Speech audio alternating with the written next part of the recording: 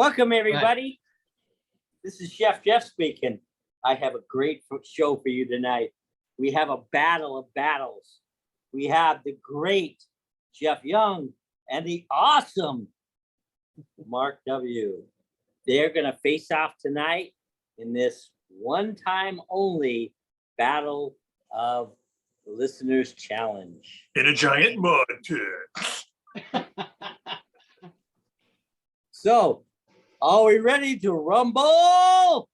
Okay, Mark. Yeah. Mark, what have you picked tonight? Okay.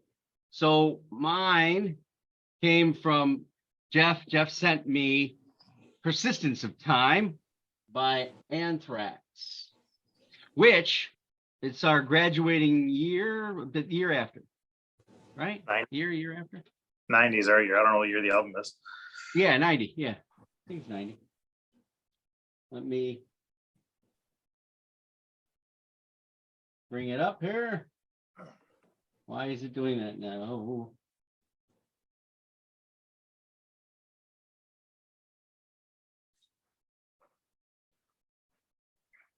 Signal's not working. There we go. Wow. Technical difficulty. There we go. Okay, so here is the artwork. So Persistence of Time, Anthrax. So back in the day when this was released, this was not in my wheelhouse of most. I wasn't a metal guy. We'll put it in that category because that's where it belonged at the time. This album is about, what did I say, 13 tracks. Well, it's 12 tracks, and then it has a 13th track in the Japanese version, which is kind of cool because the last song is called Discharge. And on it's 11 tracks. The 12th track on the Japanese version is actually a Discharge cover called Protest and Survive. So I thought that was kind of interesting how they ended on a song they called Discharge and then they covered Discharge on that track. So what did I think about this when Jeff gave it to me? I knew who they were. I kind of, as a music listener, an appreciator and catalogist, will call me. Wasn't in my collection. A lot of other Anthrax albums from Worship Forward are, and I think maybe one before that. Yeah, Worship Music you had. Say again? That Worship Music you had, right? Because you gave that to me. Yeah. So I'm expecting all-out thrash metal. That's what I'm expecting because I think on MTV I had seen, bits and pieces, from the Headbangers Ball or something of that nature. Now, it does say that, and I don't know a lot about the band, but I know this was the last time the lead singer played with the band, Joey Belladonna. Yeah. Yes. So, yeah. Before he came back. Yeah, before he came back for Worship, right? Yeah. Yeah. So the album starts out exactly how you think it would. It has tremendous flow. It's relentless. It's dense. I think I agree with Martin Popov's assessment from Canada that this is definitely the prog element creeping into Anthrax and kind of making its appearance known very well. I can't say that this stuck through the entire catalog that they've done, but I really, really, really enjoyed the record. I put aside my early years of 88, 89, 90, which was all dedicated to Genesis, Phil Collins, Don Henley, that kind of stuff, and put myself back in that time. This record could be played today, and I don't think it would feel old in any way, shape, or form, except there are production elements that do hinder it. And I also think the band members, were playing out of their shoes, no question. There are edits you can hear, pieces here and there. The 30th anniversary version is a lot better. So if I was going to tell anybody to start, that seems to have a better sound. Yeah, they probably remember. Yeah.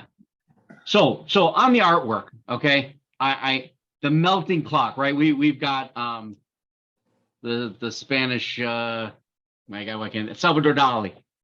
Great idea, great concept cover. the persistence of time. It just tells you that, and you feel it in this record. The time is unstoppable, and the band is unstoppable. The music is unstoppable, every inch of it.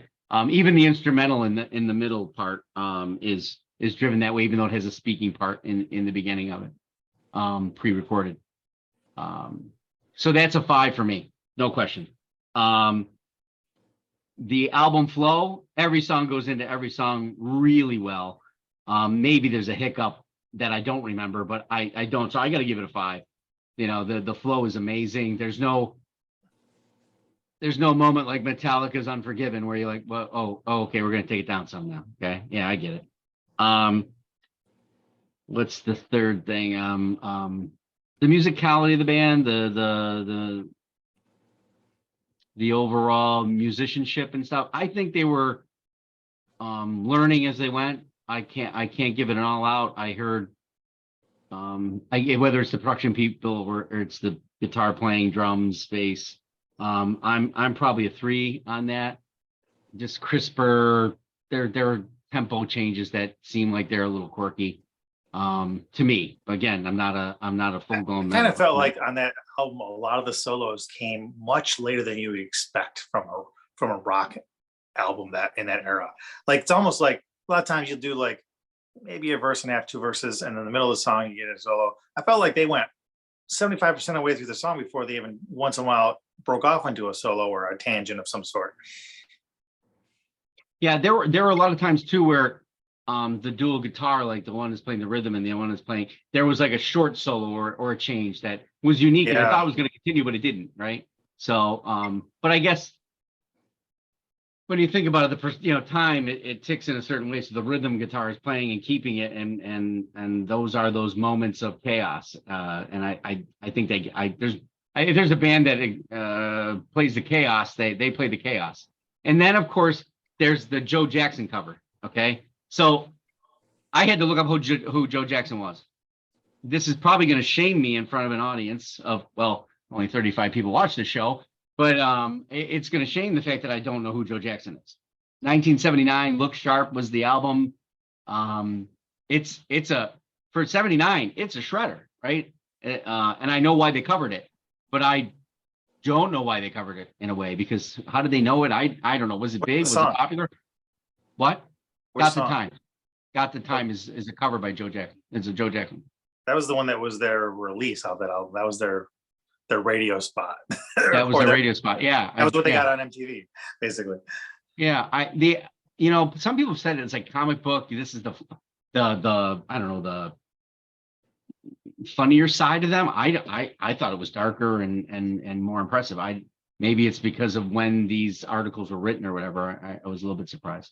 What's funny too is I noticed, like, in that album, for a band with the name Anthrax, they got some songs with some positive messages in it. That's the one thing. So my first listen, second listen, I think by the third listen in, I was starting to catch lyric more so than I had. So always in metal, it seems, it's especially the growling metal, which this is not. It's harder to catch the lyrics the first time around, second time around, especially us older people. Oh, but yeah, there's positive messages. There's hope. It's time. Time is marching on, and you get that from even the later songs where, what's the one?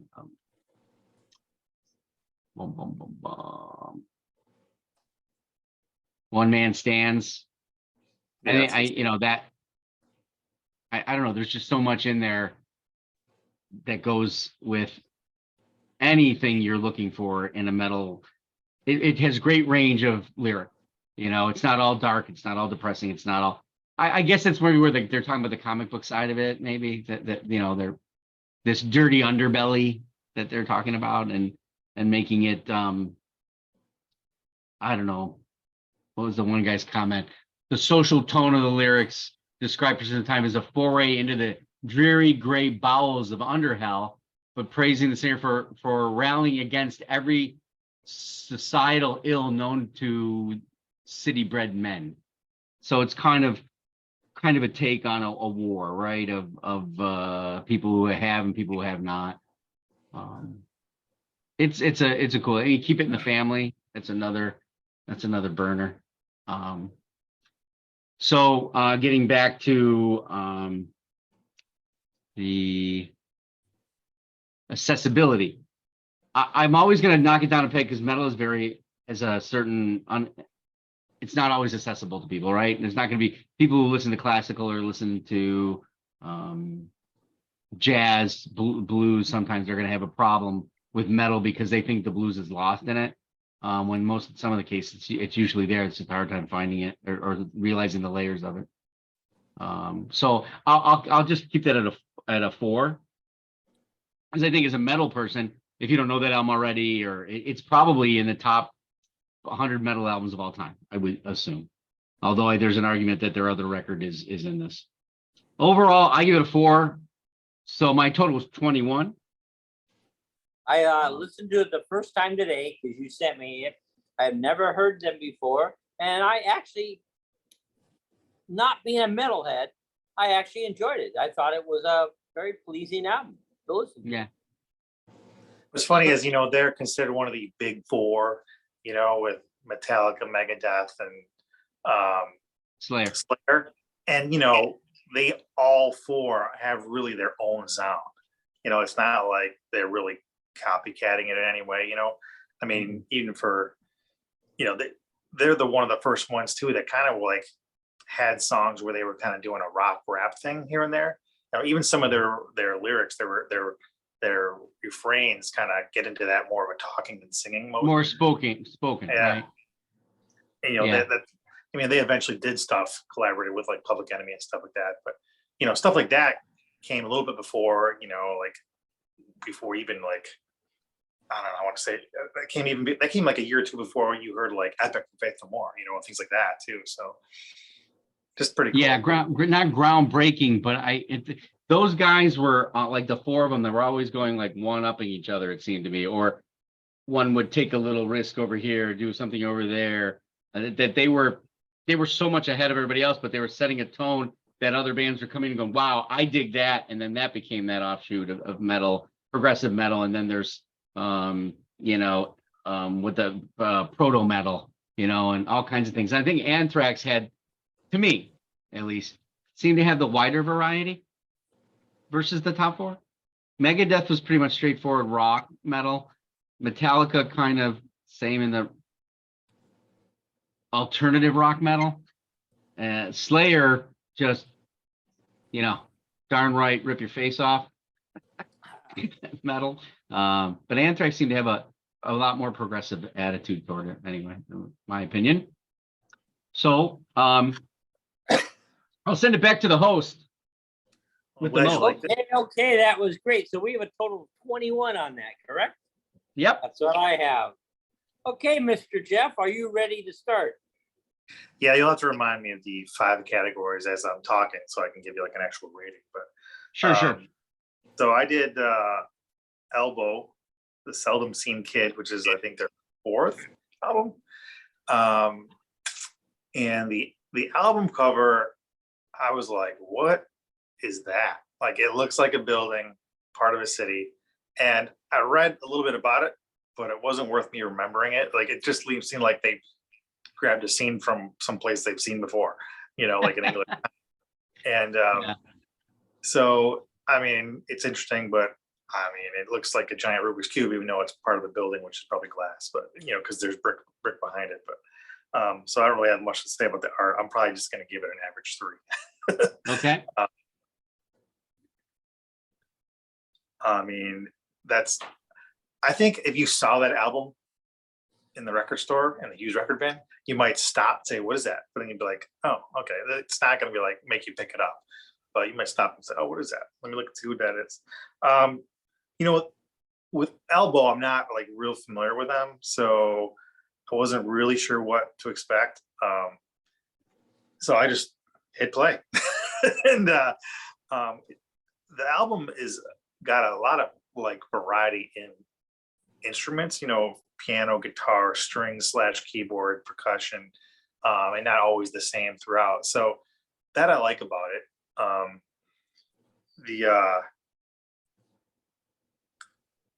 like the first and second song are Starlings and Bones of You. And at first I was kind of like, oh, this is like probably going to be maybe a letdown for me. I was hoping for more, but then I was thinking of like, well, I gave Mark Anthrax, and that first song is not nearly the best song on the album. So he's probably thinking the same thing I am. um, at first I'm thinking like, oh, this is kind of like be a great Sting cover band. And it's all kind of similar to Coldplay as well, or even like Coldplay with Radiohead playing in the background. But at times, like the first couple of songs, they would grab my interest, only to all of a sudden abruptly, basically stop me and hit me with the boring stick. but then because they did that, it would all of a sudden abruptly change again. But it almost like in the first two songs, maybe the first one more than the second one, I felt like, oh man, this really, if you didn't know better, you might think it's not actually a band. You might think, oh, somebody is doing this all by themselves, and recording it, looping it, and doing it. But it is a band. So then Mirrorball was the third one, Grounds for Divorce. Much like two of the better songs I think on the album, like really good songs. Mm-hmm. Little more pace, but really good tracks. And those songs made me think, okay, this album is probably much better seeing it live, which I guess is true for many bands, but this band in particular, I just think they probably are really good live. Then you get to like 5 and 6, which is 5 as an audience with the Pope. That kind of sounds like background music for an accidental victory of some sort. Like I could see like, when they get into some of the more melodic tones, you could see that as just like, you could insert that into any film, like when you need like to just see something and not hear dialogue. Number 6 was The Weather to Fly. And then, I mean, some of those lyrics really aren't much more than talking, it's a different song than the rest. So it wasn't my favorite, but it's definitely, you can still, it's still quality, it's not like you're going to want to fast forward through it. And then I got the song 7/8, which, Loneliness of a Tower Crane. That was definitely a soothing, melodic change. And some of the instruments are a little bit more repetitive, but that's how you get that tone, that mood as well. And then number 8 was The Fix, which reminds me of some of those stranger, weirder Beatles songs. Those ones that you're like, oh yeah, that's the Beatles, and it's probably going to be another 15 years before I hear this again. And then the last couple songs, the last one, the 11th track is mostly instrumental, which I kind of wish they kind of would do a little more of that. Like, maybe break up into a little more sections and do that, but because they clearly are good at it. And I don't know, I know they had some music and some games and some shows, and I don't know if they've ever done anything soundtrack work, but they definitely could. So remind me the other categories. Okay, so you did the artwork. Now you've got flow of the album. Oh no, wait a minute. Let me just make sure I put them in order. Yeah, the album flow of music.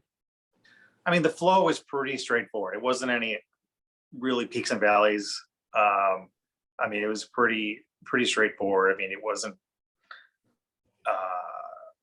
I give it a 3 average flow. I mean, nothing that's super surprising. Then the next thing is the musicianship of the band and the melody. Yeah, definitely very melodic. I mean, I like the album, but I probably have to listen to it a few more times or some of their other stuff to make it a band that I'm going to go out of my way to listen to. Like, I'll definitely, like, if it's on, I'm going to listen to it. I'll probably put it into my Pandora to make sure I do listen to it. But yeah, I'm gonna stick with a 3. Okay. Then the accessibility. How easy is it on the ear for people to accept it, to listen to it? Is it hard to get into? Will it be hard to get into? I mean, it's really easy to get into because it's good, and but I think that if you, like, right off the bat, I was comparing it to, it's kind of like Coldplay or kind of like Sting. So if you're going to compare to that, you're going to be disappointed. But if you like that, you're probably willing to give it a chance. So I would say it's pretty really quite easy to listen to. I would say four or five, probably five. All right. And the last one is your overall rating. My overall rating, I'm gonna have to give it a 3, which I don't think 3 is bad. I just think it's in the middle of where I want to be. 17. So I'll explain why I sent it to you. So for years, this band has been around a long time. This band opened for Radiohead. Okay, in order to open for Radiohead, you better be on your game. This band is basically being led by the interesting voice of Guy Garvey. He to me is London's. This doesn't make any sense, but he's their new Sting. You are correct in that regard. He has a certain way with lyric and prose. He's always got something in one of the albums for Elbow that you've just like, wow, how did that even come to pass? But you have to. He's not making it worldly. It's still sitting in the UK. His ideas and that seem to flow from things that are in those towns in that area. So sometimes, like in one of the albums further on, he starts talking about people, young kids in those homes banging their empty cups, right? That's a thing from, that's a London type of thing, right? We don't say bang our cups, we don't say that. But it's fantastic to hear because it's something different. You're not hearing the same cliches. It's not, that album for me, Grounds for Divorce, when I heard that song being played, I went, here's some guys that know how to switch it up. They know how to go from a melody to a barn burner, right? With like that, which is just driving you into the ground, but then pulling it back and then driving into the ground and pulling it back. Guy Garvey has an album called Courting the Squall. It's a dynamic solo record he put together. It has more shifts than Elbow does. And that's kind of why I brought all this up, because it'll come around to Thursday when we talk about best male solo albums. But I know that this has always been something I've pushed on you, and like I'll send you an album and you're like, I say, I got this album, do you want it? You went, no,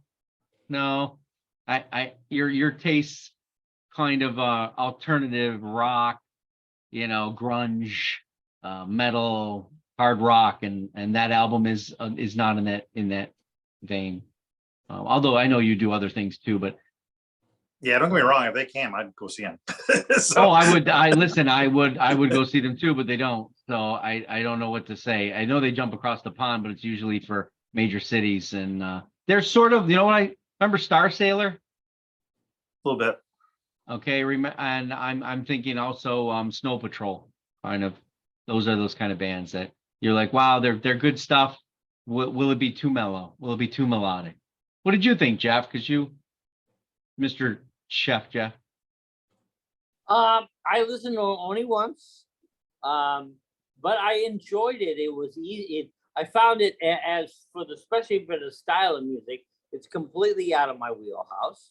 But I enjoyed it. I had no problem listening to it. I really liked that Grounds for Divorce. That was a great song. It really was. Yeah. And yeah, I really liked it. As I said, it's just completely out of my wheelhouse. We have animals attacking here. When animals attack. just to give you an idea of the Courting the Squall, one of the songs on there is called Broken Bottles and Chandeliers. Another one is called The Juggernaut. And then the one steamer on there is Belly of the Whale. It is bass, crazy, shift, change. Yeah, it's fun stuff. All right. Well, go ahead, Jeff. I will end this for us. So, guys, Remember to subscribe. We are all over the place on Beyond the Radio. Come back and see us in a couple weeks, and myself and Jeff Young will be challenging an album together. And this is us from the multiverse saying aloha.